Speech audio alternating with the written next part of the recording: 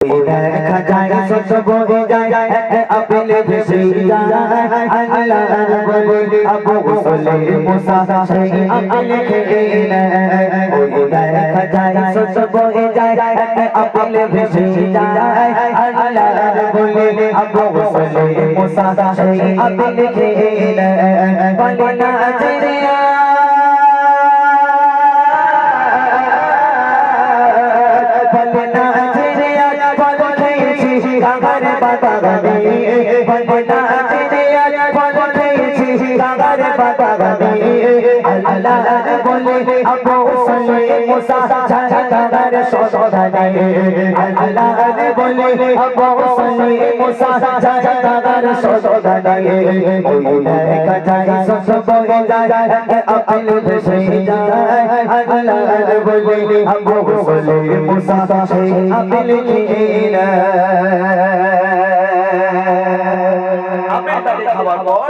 যখন আল্লাহর ওলির মনে সন্দেহ হলো কার গাছের আপেল আমি আবু সালে জানি না, আল্লাহ হয়তো আমাকে ধরবে, আবু সালে যার গাছের আপেল খেয়েছো বলে খেয়েছো। তো এদিকে যাচ্ছিল, আপেলটা খাওয়ার পর উল্টো রাস্তা ধরেছে, কোথায় যাচ্ছে দেখতে যাচ্ছে যে আপেলটা কোথা থেকে ভেসে এসেছে। বেশ কিছু দূর চলে গেল, 4 মাইল দূরে চলে গেল, গিয়ে দেখছে নদীর উপরে একটা আপেল গাছের ডাল ঝুলছে। আল্লাহর ওলি বুঝে গেল এই ডাল থেকে আপেলটা পড়েছে।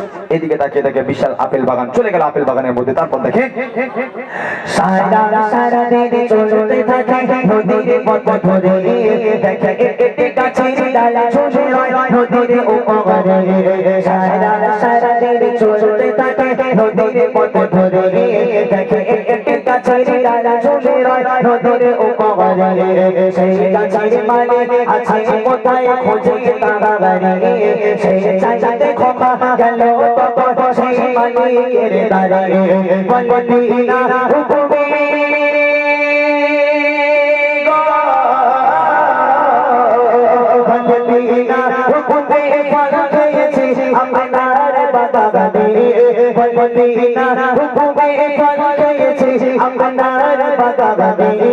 আচ্ছা তুই হলো আছি আপনার ইন্তিজারে, আচ্ছা তুই হলো আছি আপনার ইন্তিজারে।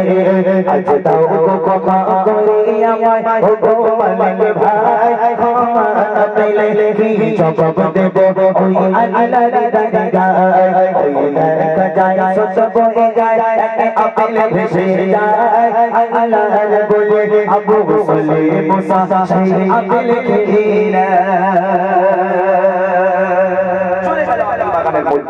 গিয়ে দেখে এক লোক দাঁড়িয়ে আছে, আল্লাহর ওলিকে সালাম দিল, আসসালামু আলাইকুম। আপেল বাগানের মালিক বলে, হ্যাঁ খোকা তুমি কে? বলে আমি এক যুবক, এই রাস্তা ধরে যাচ্ছিলাম, দেখলাম নদীর উপর থেকে একটা আপেল ভেসে যাচ্ছে, লোভ সামলাতে না পেরে আমি খেয়ে ফেললাম। খাওয়ার পর মনে হলো কার গাছের আপেল আমি আবু সালে জানি না, ভুল করে খেয়ে ফেলেছি। তা হাঁটতে হাঁটতে এলাম, দেখলাম একটা আপেলের বাগান, মনে হলো আপনার বাগান, ওই জন্য ঢুকে গেলাম, আপনি আমাকে ক্ষমা করে দেন। আপেল বাগানের যে মালিক তার চোখ কপালে উঠে গেছে, বলে আল্লাহ মানুষ না ফেরেশতা? হ্যাঁ, এ মানুষ হতে পারে না। এ যদি সাধারণ মানুষ হতো তাহলে একটা কুড়িয়ে পাবা আপেল খাওয়ার জন্য এই 4 মাইল হেঁটে এসে ক্ষমা চাইতো না। এটা চারটি কোটি কথা নয়, এই নিশ্চয়ই আল্লাহর কোনো মাহবুব হবে, আল্লাহর কোনো ওলি বান্দা হবে। একে একটু ঝাঁকিয়ে দেখি, একটু পরীক্ষা করি। তো আপেল বাগানের মালিক পরীক্ষা করবে যে সত্যিকারের ওলি নাকি কোনো সাধারণ ছেলে। পরীক্ষা করার জন্য আপেল বাগানের মালিক আল্লাহর ওলিকে কি বলছে দেখেন, একটু মনিটর তুলে দাও হালকা। ওই বাগানে মালিক ভাবে তখন নয় সাধারণ ছেলে, ইনি এক আল্লাহ বলে তাই তো ক্ষমা চাইতে এলো ফিরে। ওই বাগানে মালিক ভাবে তখন নয় সাধারণ ছেলে, ইনি এক আল্লাহ বলে তাই তো ক্ষমা চাইতে এলো ফিরে। মনে করতে পারি ক্ষমা তোমায় যদি দাও কথা মরে, এই আপেল বাগানে থাকতে হবে আমার ক্ষমা করে দেব, তবে আমার আপেল বাগানে তোমাকে গোলামি করতে হবে। আল্লাহর ওলি বলছে বাপরে, একটা আপেল খেয়েছি বলে গোলামি করতে পারলে? হ্যাঁ, তুমি যদি ক্ষমা পেতে চাও তাহলে আমার আপেল বাগানে গোলামি করতে হবে। আল্লাহর ওলি বলছে কতদিন? বলে 3 বছর। আল্লাহর ওলির মাথায় হাত পড়ে গেল, আল্লাহ একটা কুড়িয়ে বাবা আপেল খেয়েছি বলে 3 বছর গোলামি করতে বলছে। এখন আল্লাহর ওলি ক্ষমা নালে বাড়ি যাবে না। কেন বলেন তিনি? মাথায় ঢুকে গেল একটা হলো হুকুকুল্লাহ আর একটা হলো হুকুকুল ইবাদ, একটা বান্দার হক আর একটা আল্লাহর হক। দুনিয়ার বুকে যদি বান্দা তোমাকে ক্ষমা না করে, স্বয়ং আল্লাহ তোমাকে ক্ষমা করবে না। এই কথা স্মরণ করে মালিকের কথায় রাজি হয়ে গেল। কোনো রাস্তা নেই, কোনো উপায় নেই। হে মালিক, যদি আমাকে 3 বছর গোলামি করিয়ে যদি তুমি আমাকে ক্ষমা করো, আমি আবু সালেহ তোমার কাছে গোলামি করতে রাজি আছি। চলো, গোলাম হয়ে গেলাম তোমার। এইবার দেখেন কি হচ্ছে। ওই বাগানে মালিকে ভাবে তখন নয় সাধারণ ছেলে, আইলা বলে তাই তো ক্ষমা চাইতে এলো ফিরে। ভলে করতে পারি ক্ষমা তোমায় যদি দাও কথা মরে। এই আপেল বাগানে থাকতে হবে আমার গোলাম হয়ে। তার ভুলের সাজা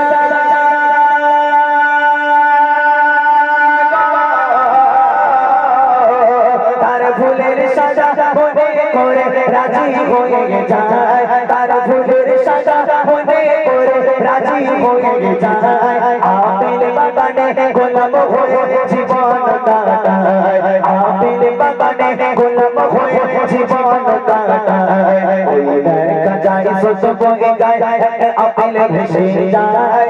আল্লাহর বলি আবু সালেহ মুসা সেই আপেল খেয়ে নেয়। 1 বছর হয়ে গেল, 2 বছর হয়ে গেল, 3 বছর হয়ে গেল, গোলামি শেষ। আল্লাহর ওলি আবার গেল, মালিক ভাই ক্ষমা করো, বাড়ি যাবো। তখন আপেল বাগানের মালিক বলছে, অত সহজে তোমারে ক্ষমা করছি না বাবা, তুমি আমার কাছে আপেল খেয়ে যেমন না বলে। বলে কেন ভাই? তুমি বলেছো 3 বছর গোলামি করলে তুমি আমাকে ক্ষমা করবে। আমি আবু সালেহ বিনা কথা বলে বিনা কোনো কারণে 3 বছর গোলামি করলাম ভাই, এবার আমাকে ক্ষমা করো, আমি বাড়ি যাবো। তখন আপেল বাগানের মালিক বলছে, খোকা গোলামি করেছো খুব ভালো কথা, তবে তুমি আমার কাছে আপেল খেয়েছো, আমি যা শর্ত দেবো তা মানতে হবে। আর একটা শর্ত আছে, যদি পূরণ করো তাহলে ক্ষমা করবো, নইলে করবো না। তো আল্লাহর ওলি মনে মনে করছে, জাগে যখন 3 বছর গোলামি করতে পেরেছি, এই লোকের আরো একটা শর্ত মানতে আমার আপত্তি নেই। তা বলো ভাই, তোমার কি শর্ত আছে? এবার আপেল বাগানের মালিক আল্লাহর ওলিকে কত বড় শর্ত দিচ্ছে দেখে। 3 বছর পরে আবার গেল মালিকের দ্বারে। বলে দাও ক্ষমা করে আমার যাবো ঘরে ফিরে। 3 বছর পরে আবার গেল মালিকের দ্বারে। বলে দাও ক্ষমা করে আমার যাবো ঘরে ফিরে। এবার মালিক বলে, ক্ষমা আমি দেব তোমারে। আমার মেয়েকে তোমার বাবা করতে হবে বিয়ে। বলে আমার একটা মেয়ে আছে, তোমার বিয়ে করতে হবে। কি সর্বনাশ বলেন দিদি, একটা আপেল খেয়েছি বলে মেয়ে বিয়ে পর্যন্ত চলে গেছে। হ্যাঁ, বলে এই হলো আমার শর্ত, তুমি যদি ক্ষমা পেতে যাও, আমার একটা মেয়ে আছে, তোমার বিয়ে করতে হবে। যদি বিয়ে করো তাহলে ক্ষমা করবো, না এলে করবো না। আল্লাহর ওলি মনে মনে করছে, আল্লাহ কোথায় এসে মরলুম। হ্যাঁ, 3 বছর গোলামি করালো একটা আপেল খাওয়ার জন্য, আবার বলছে একটা ওলোকের মেয়ের বিয়ে করতে হবে। তো অনেকক্ষণ ভাবনা চিন্তা করেছে, করার পর আল্লাহর ওই ক্ষমা নালে বাড়িও যাবে না। এখন মালিক বলছে, আমার মেয়ের বিয়ে না করলে ক্ষমাও করবো না, কোনো রাস্তা নেই। আর আল্লাহর ওলি মনে মনে করছে, যাকে বিয়ে তো একদিন করতেই হবে, আজ না হয় কাল। একটা কাজ করি, এই লোকের মেয়েরই বিয়ে করি, তাহলে ক্ষমাও পাবো, বউও পাবো, দুটি হবে। তো আল্লাহর ওলি চোখ কান নাক বন্ধ করে বললো, ঠিক আছে মালিক, যদি তোমার মেয়ের সঙ্গে আমাকে বিয়ে দিয়ে তুমি যদি আমাকে ক্ষমা করো, আমি আবু সালেহ তোমার মেয়েকে বিয়ে করতে রাজি আছি, চলো বিয়ের ব্যবস্থা করো। তখন মালিক বলছে, ও খোকা, তা বিয়েতে তো রাজি হলে বাবা, তা আমার মেয়েটা একটু দেখবা না, আমার মেয়ের কেমন দেখতে? বলে কোনো দেখা দেখি হবে না, ডাইরেক্ট বিয়ে হবে। আমার বিয়ে করা মূল লক্ষ্য নয়, ক্ষমা পাওয়া মূল লক্ষ্য। তখন মালিক বলছে, খোকা যদি আমার মেয়েটারে পছন্দ না হয়? বলে কেন? বলে মেয়ের বর্ণনা যদি আমি দেই তোমার, তুমি তেড়ে দৌড়বে না তো? বলে কেন? বলে আমার মেয়েকে কেমন দেখতে একটু শোনো, তারপর বিয়ের জন্য হ্যাঁ করবে। মেয়েকে কেমন দেখতে কবি লিখছে দেখে। 3 বছর পরে আবার গেল মালিকের দ্বারে। বলে দাও ক্ষমা করে আমার যাবো ঘরে ফিরে। এবার মালিক বলে, ক্ষমা আমি দেব তোমারে। আমার মেয়েকে তোমার বাবা করতে হবে বিয়ে। সে মেয়ে কানা খোড়া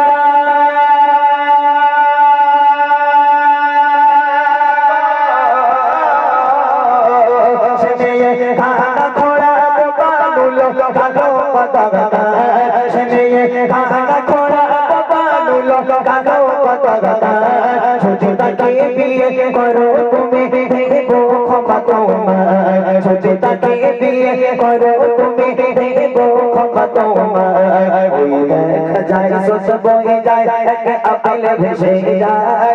আল্লাহর বলে আবু সালেহ মুসা সেই আপেল খেয়ে বলছে, আমার মেয়ে কালো পিচের মতো, আমার মেয়ে অন্ধ, আমার মেয়ে বোবা, আমার মেয়ে নুলো, আমার মেয়ে খোঁড়া, এতটা গুণ আছে আমার মেয়ের মধ্যে। এই মেয়ের বিয়ে করো, তাহলে ক্ষমা করবো, নইলে করবো না। আপনারা বলেন, যারা জ্ঞানীগুণী মানুষ এখানে আছে, এই মেয়েটা সংসারের কোনো কাজে আসবে? যে মেয়েটা কালো পিচির মতো, অন্ধ, কানা, ঘোড়া, বোবা, নুলো, কি কাজে আসবে সমাজের? সংসারের কি কাজে আসবে মেয়েটা? এখন মালিক বলছে আমার এই মেয়ের বিয়ে করো, তাহলে ক্ষমা করবো, নিলে করবো না। এদিকে আল্লাহর ওলি ক্ষমা নালে বাড়িও যাবে না, যেটা আল্লাহ ক্ষমা করবে না। এখন দুই নৌকায় পড়ে গেল। এখানকার কোনো যুবককে যদি কোনো একটা চাচা এসে বলে, খোকা তোর যে একটা মেয়ে দেখেছি, বলে হ্যাঁ চাচা কেমন দেখলি? বলে মেয়ে মোটামুটি ভালো, তবে একটা গন্ডগোল আছে। বলে কি? বলে মেয়েটা একটু কালো, আর মেয়েটা একটা হাত নেই, মোটামুটি মেয়ে সব ভালো। আর মেয়ের বাপের 20 বিঘে আপেলের বাগান রয়েছে, যে তুই মেয়ের বিয়ে করিস 20 বিঘে আপেলের বাগান তোর। এখন বিয়ে করবে না, বিষ খাবে। রাগ করবেন না যেন। কেন বলেন তিনি? আমি আল্লাহর ওলির সঙ্গে একটা এক্সাম্পল দিলাম, যে এখনকার যে জেনারেশন, ছেলেরা চাইবে যে মেয়ে সুন্দর হবে, একদম ফুল এইচডি হবে, 5G স্পিডের মেয়ে হবে। কিন্তু আল্লাহর ওলিকে যখন বলা হচ্ছে আমার মেয়ে কালো পিচের মতো, অন্ধ, কানা, খোঁড়া, বোবা, নুলো, এই মেয়েটাকে যদি বিয়ে করো তাহলে ক্ষমা করবো, নইলে করবো না। আল্লাহর ওলির কোনো রাস্তা রইল না, এই মেয়েকে বিয়ে করা ছাড়া কোনো রাস্তা রইল না। আল্লাহকে ভয় করে, আল্লাহকে স্মরণ করে, আল্লাহ নৈকট্য হাসিল করার জন্য মালিকের কথায় রাজি হয়ে গেল। ঠিক আছে মালিক ভাই, তোমার ওই মেয়েকে বিয়ে দিয়ে আমার সঙ্গে, যদি তুমি আমাকে ক্ষমা করো, আমি আবু সালে তোমার ওই মেয়েকে বিয়ে করতে রাজি আছি, চলো বিয়ের ব্যবস্থা করো। এইবারে বিয়ে হবে। কবি লিখছে 3 বছর পরে আবার গেল মালিকের দ্বারে, বলে দাও খোকা করে আমার যাব ঘর ফিরে। এবার মালিক বলে ক্ষমা আমি দেব তোমারে, আমার মেয়েকে তোমায় বাবা করতে হবে বিয়ে। সে মেয়ে কানা খোড়া,